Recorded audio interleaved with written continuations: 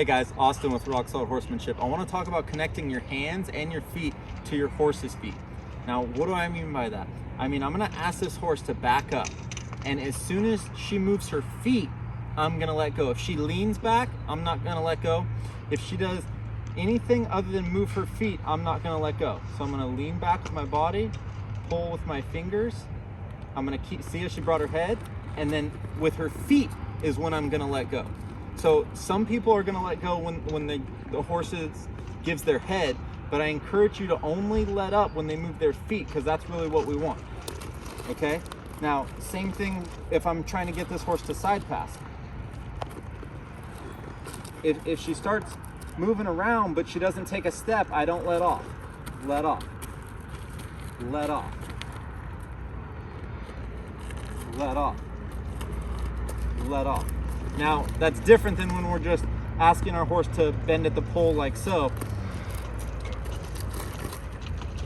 Okay, so now she's backing up and I want her to just stay still, but flex like that. Flex like that.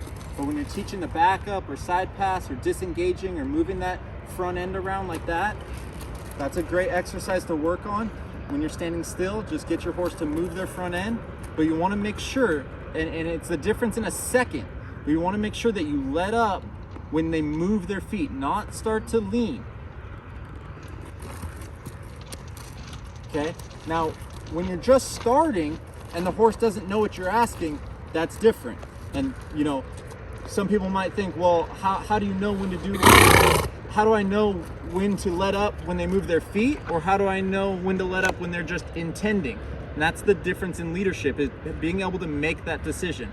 And that's a good horseman, is knowing when to make a different decision. So for instance, on my first couple of rides, I want to teach my horse to move their front feet. He doesn't know what I'm asking, and I start giving pressure. I'm going to let up before they move their front feet.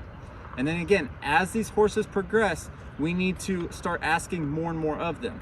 And where this 2-year-old's at is I need her to not only move her feet, but take a big step before I let go with my foot. So right there, right there.